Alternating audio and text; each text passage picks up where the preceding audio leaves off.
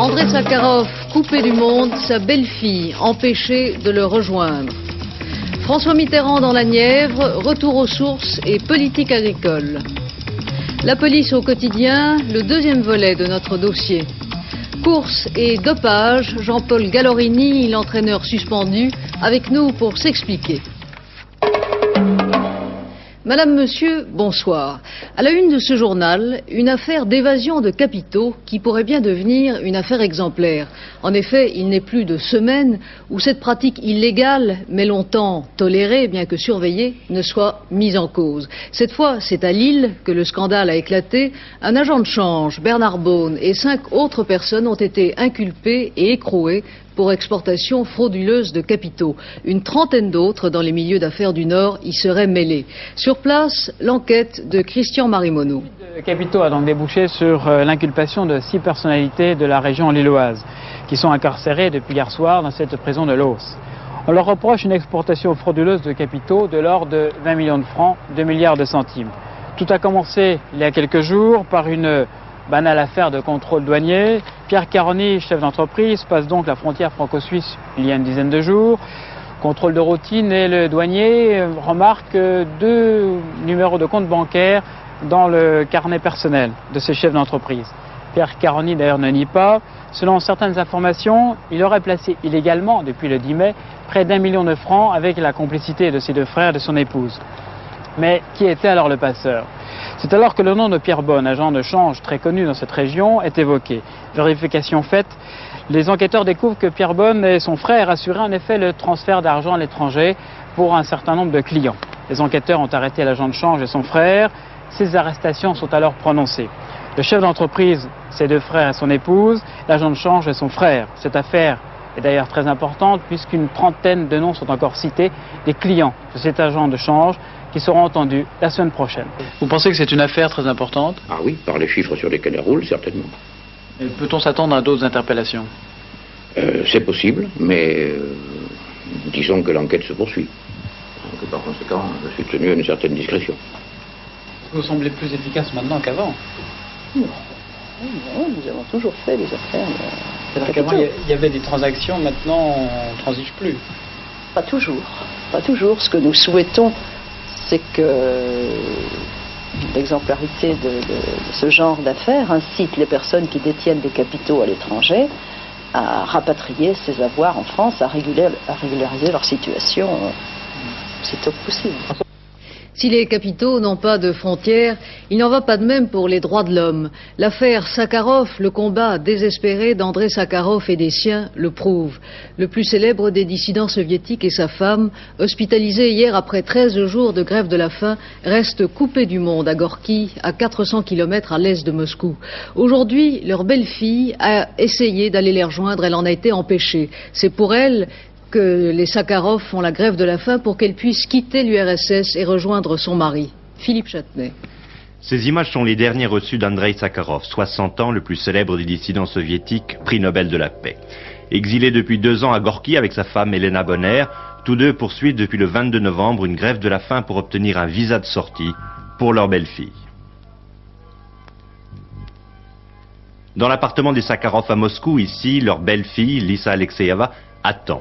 Elle a épousé à distance le fils de Madame Sakharov, réfugié aux États-Unis, et elle veut maintenant le rejoindre. Mais les autorités soviétiques refusent de reconnaître la validité de ce certificat de mariage américain, pourtant accompagné par un document officiel du State Department. Andrei Sakharov se dit déterminé à arracher par sa grève de la faim la liberté pour Lisa, même si sa santé, il a connu plusieurs attaques cardiaques, suscite aujourd'hui de graves inquiétudes. Ce midi, la belle-fille de Sakharov a donc voulu prendre le train pour Gorky. Elle a été enlevée par 2 policiers en civil et libérée plus tard dans l'après-midi. De Moscou, le correspondant de l'AFP, Patrick Menet. Ne téléphonez plus aux journalistes étrangers, n'allez plus à Gorky pour rencontrer Sakharov. C'est pour transmettre ce message que 2 hommes du KGB ont enlevé cet après-midi à Moscou Lisa Alexieva, la belle-fille du physicien dissident. Les autorités ont donc décidé de frapper un grand coup. Je n'ai même pas eu le temps de me débattre, explique Lisa, une jeune femme au type asiatique.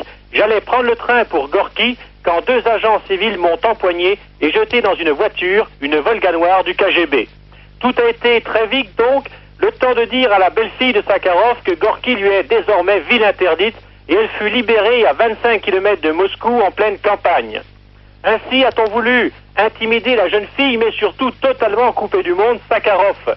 Lisa était en effet la dernière personne autorisée à lui rendre visite dans son exil. Elle médite ce soir le dernier appel de Sakharov.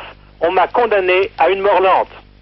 Du monde entier, les appels affluent au Kremlin pour demander clémence. François Mitterrand a révélé aujourd'hui qu'il avait écrit à Léonid Brejnev dès le premier jour de la grève de la faim de Sakharov. Retour aux sources pour le chef de l'État qui est allé passer la journée dans la Nièvre et d'abord dans sa bonne ville de Château-Chinon où il a retrouvé ses habitudes au conseil municipal. En fin d'après-midi, le président a inauguré le concours agricole de Nevers accompagné de plusieurs ministres et de plusieurs ambassadeurs dont le soviétique et l'américain. Monsieur Mitterrand a prononcé à cette occasion une déclaration très attendue sur la politique agricole du gouvernement. Bernard Pradino. En 30 ans, dit M. Mitterrand, la France est devenue l'une des premières puissances agricoles du monde. Elle a une vocation internationale. Mais le monde paysan a des difficultés. Augmentation du prix des matières premières, taux d'intérêt des emprunts. Le revenu agricole a baissé en 7 ans. Il faut que le dialogue avec les responsables agricoles, lors de la conférence annuelle qui aura lieu la semaine prochaine, conduise à un accord nécessaire. Il faut s'attaquer aux racines de ces difficultés et c'est le travail du gouvernement. J'ai demandé au gouvernement qu'il assure là comme ailleurs les conditions de la solidarité nationale.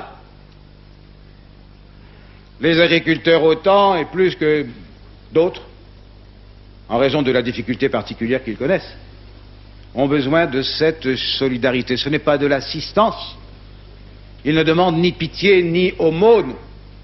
Ils demandent simplement que soient réunies les conditions de leur travail et donc les conditions d'une production qui leur assure un juste revenu. Cela doit être dit en France, cela doit être dit à Bruxelles, cela doit être dit dans les institutions internationales à nos principaux concurrents.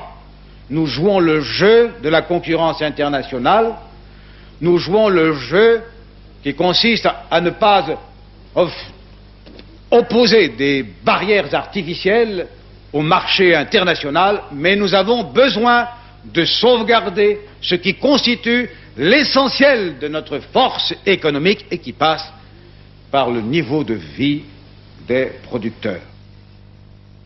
Journée nivernaise, parfois enneigée, journée amicale pour le président, remise de la Légion d'honneur au maire d'une petite commune, inauguration d'un foyer pour personnes âgées, séance du conseil municipal de Château-Chinon. Partout, M. Mitterrand a évoqué la solidarité nationale et la sauvegarde de notre potentiel économique. Ici, dans cette région, il s'agit avant tout d'agriculture et d'élevage. Il faut organiser les marchés, aider à l'installation des jeunes agriculteurs, leur assurer une meilleure formation. Tout le monde, tous les Français ont leur part de ce travail. La prochaine conférence annuelle sur l'agriculture doit marquer un progrès. L'aide du gouvernement au maintien du revenu agricole sera à la fois nécessaire et importante. Le discours agricole du chef de l'État avait en effet manifestement pour but d'amadouer les syndicats agricoles qui ont considérablement raidi leur attitude avant la conférence annuelle agricole qui doit avoir lieu mardi prochain. Le Premier ministre Pierre Mauroy et Édith Cresson, le ministre de l'Agriculture, discuteront essentiellement du revenu agricole avec pour la première fois de l'autre côté de la table l'ensemble des organisations professionnelles agricoles, y compris 3 syndicats qui jusqu'ici n'étaient pas considérés comme représentatifs. Le portrait de l'un de ces syndicats, la Fédération française de l'agriculture, la FFA, Jean-Louis Calmejane. Branle-bas de combat dans les fédérations départementales de la FFA, la Fédération française de l'agriculture, à la veille de leur première participation à la conférence annuelle. La FFA est née le 2 décembre 1969, résultat d'une scission au sein de la FNSEA. Aujourd'hui, elle revendique 60 000 adhérents, elle possède 40 fédérations départementales et est représentée dans 55 départements. La plus grande partie de son implantation se situe dans le centre-ouest de la France. Particulièrement celle de 1980-1960. Fortement attachée au principe de la propriété agricole, la FFA compte parmi ses adhérents de nombreux jeunes et représentants des moyennes exploitations. Son vice-président, Pierre Guiette, travaille précisément sur une exploitation moyenne en Indre-et-Loire. C'est un peu lui qui est à l'origine du mouvement qui à ses yeux se justifie encore plus aujourd'hui. La baisse des revenus agricoles justifie à elle seule la mobilisation des agriculteurs à l'intérieur d'un nouveau syndicalisme agricole.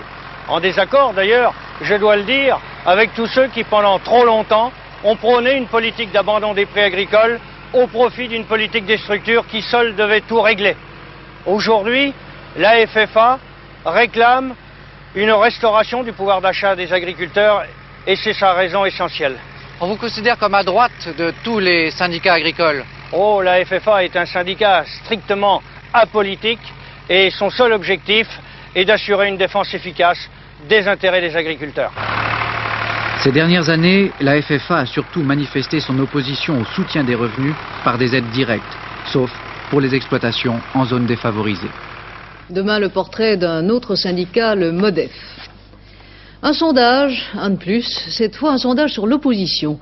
Jacques Chirac est le mieux placé pour faire l'union de l'opposition, estime 33% des personnes interrogées, contre 11% pour Valéry Giscard d'Estaing et 6% pour Raymond Barre. Les policiers en tenue sont mécontents. Après l'agression la nuit dernière à Tours de 2 gardiens de la paix par des voleurs de voitures qui les ont blessés à coups de fusil de chasse, le syndicat des policiers en tenue met en cause la pauvreté des moyens dont ils disposent pour faire leur métier.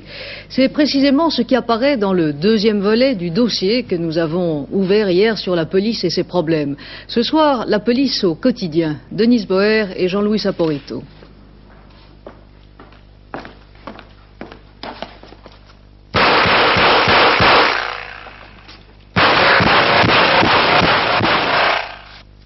Voici l'image que bon nombre de stagiaires se font de la police. Héros sachant manier l'arme, le cas échéant volontaire pour s'occuper du grand banditisme. Seulement voilà, pour les 3/4, les tâches seront moindres. Circulation, contravention, fourrière. Mais le malaise ne vient pas de là. Sur les 106 000 policiers aujourd'hui en exercice, 4 200 sont affectés à ce que l'on appelle, non sans humour, des missions parasitaires. 75% des policiers estiment ne pas faire suffisamment de travail de police, se plaignent de crouler sous une énorme paperasserie, voire la cadence avec laquelle on leur apprend la dactylographie. Aujourd'hui, ils contestent leurs conditions de travail. Bon, actuellement, surtout pour les armes, nous avons les voyous qui sont beaucoup mieux équipés que nous. Nous n'avons que des 7,65 alors qu'eux, ils ont des 9 et 11 mm. Je pense qu'à nous, ce qu'il nous faudrait, au minimum, un 9 mm et plus rapidement, qui viennent plus rapidement que ceux qu'on nous le laisse prévoir. Nous souhaiterions avoir un code de déontologie comme dans la gendarmerie, qu'ils ont leur code de la gendarmerie dans lequel il est stipulé qu'après sommation, ils puissent tirer. Or, nous, il faut attendre qu'on nous tire dessus pour pouvoir riposter. C'est tout à fait ça. Or, je pense qu'avec ce code de déontologie, il y aurait ce qu'on peut faire et ce qu'on ne peut pas faire. Faire et ne pas faire. Leur première revendication qu'une autorité redéfinisse leur mission. Et puis il y a les locaux, en général vétustes, sales, où agresseurs et agressés connaissent une promiscuité intolérable. Ainsi, à Marseille, dans le 6e arrondissement, le commissariat ne dispose que d'une seule Renault 4 pour plusieurs inspecteurs. Un véhicule essoufflé, peu compétitif, avec les grosses cylindrées des truands. Mais heureusement, il y a la machine à écrire, instrument indispensable du bon fonctionnaire de police. Vous êtes inspecteur de police depuis 12 ans. Que pensez-vous des conditions dans lesquelles vous travaillez? Les conditions de travail ne sont pas idéales, bien entendu. Le volume des affaires à traiter est en augmentation permanente, pendant que le nombre des inspecteurs de police n'est pas augmenté suffisamment. Et il est bien évident que cela crée un décalage par rapport à la prestation que nous devons fournir. Vous vous attendiez à cela lorsque vous êtes entré dans la police? Eh bien, pas tout à fait, pas tout à fait. Je me voyais davantage sur la voie publique en train de rechercher les auteurs de crimes et de délits et pas tellement à travailler derrière une machine pour recevoir les plaintes et les dénonciations. Viennent les CRS, gardiens de la paix, ils le sont comme ceux du corps urbain, avec en plus l'obligation d'être entièrement disponibles à disposition des autorités pour aller n'importe où sur le territoire national. Amertume chez eux aussi, réaction et souhait d'un homme des CRS depuis 18 ans. faire de la véritable prévention, moins de maintien de l'ordre évidemment, hein, parce que c'est pas avec la force qu'on va résoudre des problèmes, hein, qu'ils soient sociaux ou du travail ou ça non, c'est pas possible. Donc si on nous limite nos déplacements, si nous sommes employés comme des policiers que nous sommes d'ailleurs à part entière, je pense que ce sera très bien pour nos formations. Vous arrive-t-il d'être envoyé en mission et de ne pas être d'accord avec les autorités qui vous envoient et le but de cette mission? C'est-à-dire que là, on n'a pas tellement de choix, hein, d'accord, pas d'accord, où il y a toute une série d'ordres qui arrivent, et on n'est pas là pour les discuter. Maintenant, il est certain qu'il ne peut pas nous empêcher de penser, hein, par exemple, et vous d'en discuter entre nous. Et il y a des fois où on ne comprend pas très bien l'objet de notre mission. Ça nous arrive.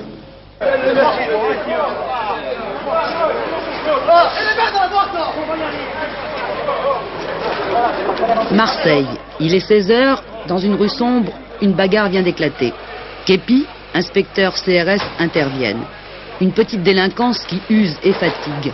En 80 à Marseille, 74 000 crimes et délits ont été traités, 11 000 personnes arrêtées, parfois de quoi baisser les bras. Demain, troisième volet de notre dossier, les revendications des syndicats. 6 morts, 17 blessés, fauchés par un camion fou. Cela s'est passé à péage de Roussillon, dans l'Isère, cet après-midi. Un poids lourd espagnol, dont les freins ont sans doute lâché, a dévalé la Nationale 7 à l'entrée de la petite ville. Il a heurté une dizaine de véhicules qui ont pris feu, ainsi que plusieurs magasins dans la rue principale.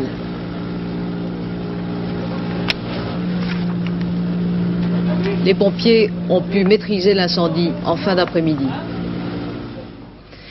Une centrale nucléaire à cheval sur une frontière et la controverse rebondit.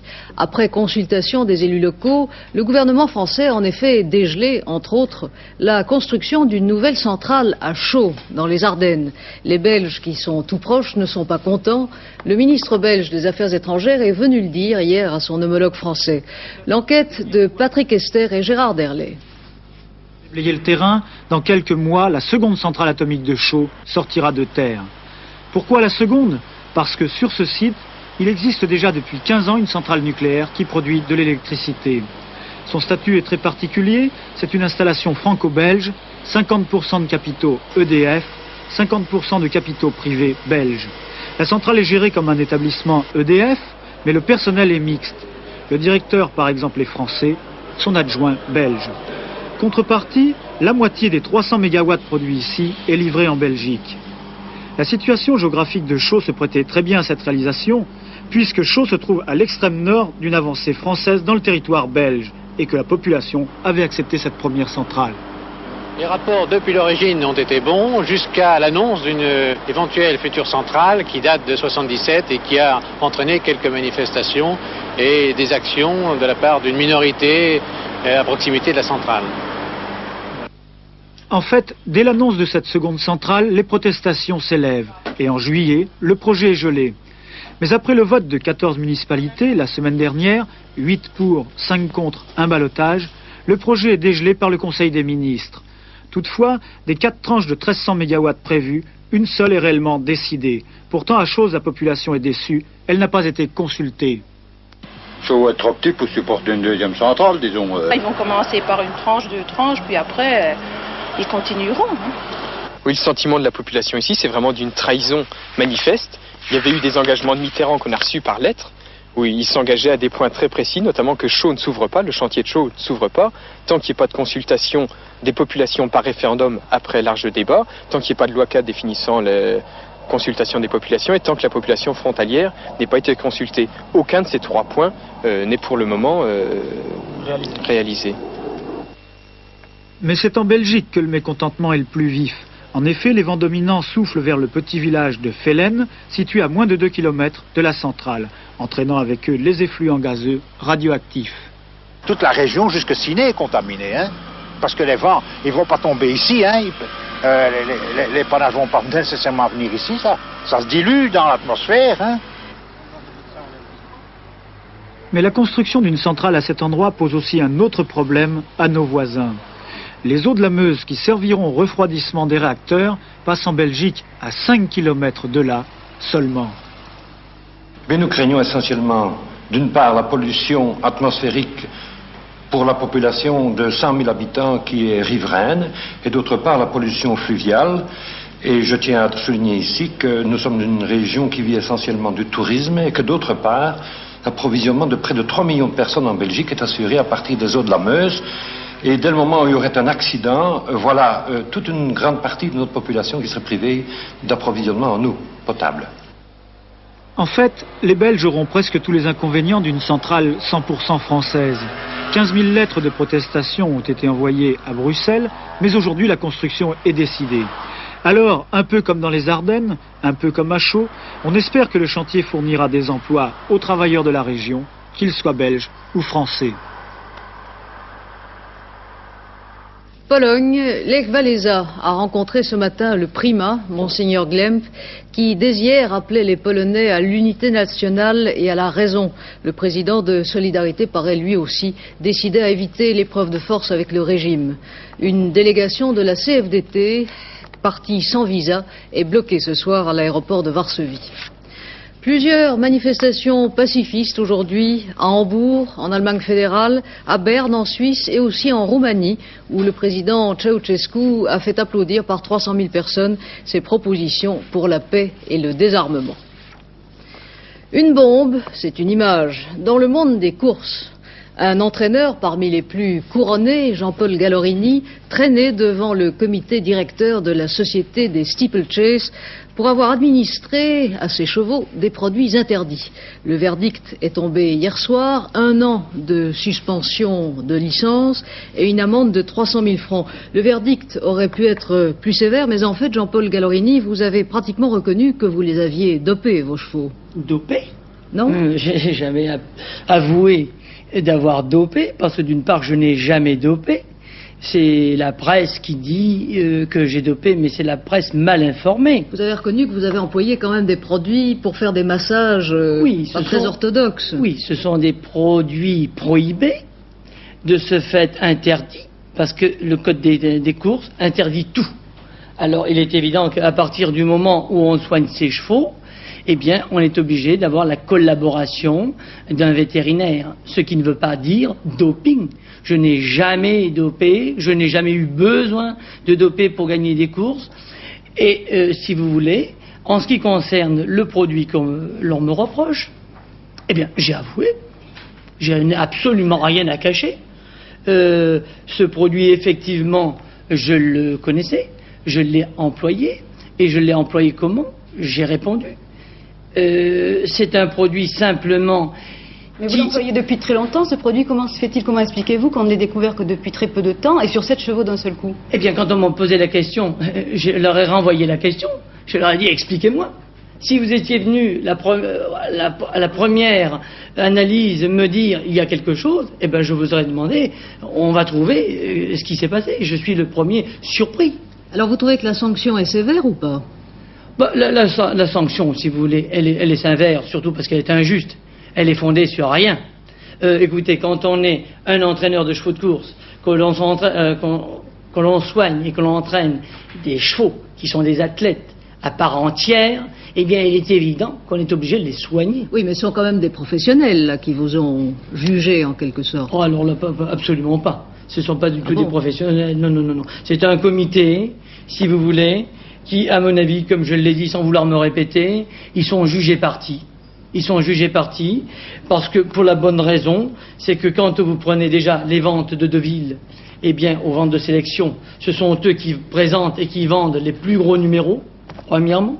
Deuxièmement, ces mêmes personnes, eh bien, vous les retrouvez propriétaires, éleveurs, chez des entraîneurs qui sont forcément pas toujours mes amis. Vous les retrouvez au comité, vous les retrouvez au code des courses. Eh bien, c'est quoi? Ils m'ont condamné, quoi. Ils ont voulu éliminer une personne, si vous voulez, qui les gênait. Pourquoi? Parce que vous réussissiez trop bien? Vous gagniez trop? Oui, je gagnais trop bien, mais si vous voulez, ce qui gênait, c'est qu'en fin de compte, je n'ai pas de parti, moi. Je suis arrivé dans ce métier seul, par la petite porte, comme une biche dans la jungle, qui est le monde des jument, une jument. Une jument, si vous voulez, c'est plus sympathique, c'est évident. Et puis, si vous voulez, je suis devenu le lion rapidement, mais toujours seul et isolé. Je n'ai pas de parti. Comment allez-vous réagir maintenant, Jean-Paul? Comment je vais réagir? Recommencer à zéro, est-ce que ça sera possible dans un an? Recommencer? Oh, ben écoutez, c'est-à-dire que si je dois recommencer avec ce code des courses, non, il n'en est pas question. C'est une guillotine. J'arrive dans la gueule du loup. Qu'est-ce que vous envisagez de faire alors? Ce que j'envisage dans un premier temps, mon problème majeur, si vous voulez, c'est mon personnel. C'est très grave. C'est 30 personnes, la majorité sont mariées, ont des enfants. Ces personnes-là, si vous voulez, j'en suis responsable et conscient. Alors qu'est-ce que vous voyez? Eh bien, écoutez, dès lundi, nous allons voir avec les syndicats, voir ce qu'il faut faire, parce que moi, je reste, si vous voulez, objectif, honnête. Vous ne pouvez pas superviser votre entraînement, avoir un prête-nom? Ah non, pas de magouille. Ça s'est fait? Oui, ça s'est fait, c'est évident, mais moi, c'est pas, je mange pas de ce pain-là, hein. Si vous voulez, non, on m'a suspendu, ma licence pendant 1 an, je vais disparaître pendant 1 an du monde des courses. Bon, si au bout d'1 an, je peux revenir blanc, parce que ce qu'ils ont fait, c'est fondé sur rien du tout. C'est dramatique. Enfin, n'importe quoi, comme d'habitude. Ah, mais ça, c'est pas un problème pour moi. Je peux... non, recommencer à zéro, si vous voulez, ça m'est pas difficile. Je ne veux pas recommencer dans cette catégorie-là. Donc une année sabbatique, en quelque sorte. Oui, voilà, sabbatique. Pierrette Bresse, que cela ne vous empêche pas de nous donner vos pronostics pour le tiercé demain. D'autant qu'il y a 2 ex-pensionnaires de Jean-Paul qui courront demain sous les couleurs de leur propriétaire Serge Radkoff, dont Laurentino. Alors je vais vous rappeler rapidement la sélection que j'ai prévue pour ce prix Georges Pastré, le tiercé demain à Auteuil. Je mettrai dont Laurentino, je vous fais encore confiance Jean-Paul. Le numéro 11, Grecetto en 2e position, Guantanamo, ensuite, et puis Immortel, et puis encore Concordia. Suivi de Gargaron et Séritaine. Bien, maintenant Jean-Paul Gollarini, vous êtes parfaitement objectif. Alors est-ce que vous êtes d'accord avec ce pronostic? Enfin, pas tout à fait, puisque vous avez quand même des chevaux qui vous sont chers, là. Oui, mais malheureusement, je suis en désaccord avec Pierrette. Et pour la bonne raison que Don Lorenzino était un très bon cheval, mais c'est un 4 ans qui court pour la première fois avec des chevaux d'âge. Un peu tendre d'une part. Et il n'affectionne pas le terrain lourd, et je pense que demain à Auteuil, ça sera lourd. Oui. Eh bien, on verra demain. Alors, quel est votre pronostic, rapidement? Mon pronostic, c'est le 6, Séritaine, le 4, Jerkin, l'As, Brouhaha, et le 11, Don Lorenzino. Merci, Jean. C'est moi, merci. Dans quelques minutes, au Parc des Princes, le coup d'envoi du match France-Chypre qui décidera de la qualification des Français pour le Mondial. Le parc est plein, bien sûr, et tout le monde espère une victoire des Français qui, l'an dernier, avaient facilement vaincu les Chypriotes 7-0. Il faudrait que les Français s'imposent d'entrée pour être plus confiants par la suite. Cette équipe chypriote, quoique remaniée depuis le match aller, ne devrait pas poser de gros problèmes aux tricolores s'ils manifestent la même condition physique que lors du match France-Hollande. Ski, pas de slalom masculin ce matin à Val d'Isère, il y avait trop de brouillard. L'épreuve est reportée à demain si le temps s'améliore. Qu'en dites-vous, Laurent Broumène? Oh, à vrai dire, Christine, je crois que le temps s'annonce plutôt mal avec de l'humidité qui va nous venir par l'ouest du pays.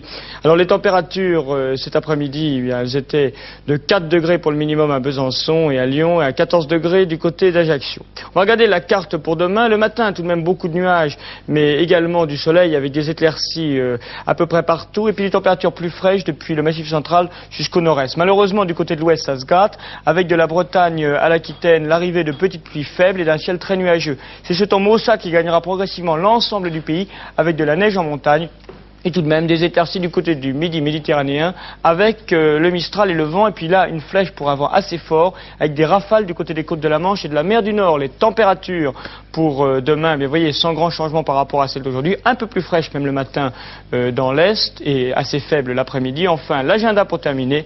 Si vous avez dans votre famille des Nicolas, bien je crois que c'est le moment de faire la fête. Vous avez rendez-vous avec Hervé Claude pour un dernier journal à 23h40. Demain midi, Patricia Charnelet sera encadrée de quelques footballeurs musclés, Tigana, Giresse et Lacombe, pour parler bien sûr de France-Chypre. Voici à nouveau les titres de cette édition. André Sakharov, coupé du monde, sa belle-fille, empêchée de le rejoindre. Le président Mitterrand à Nevers, la solidarité nationale doit jouer pour les agriculteurs. Un camion fou dans l'Isère, 6 morts, 17 blessés. Merci d'avoir suivi ce journal. À demain, 20h.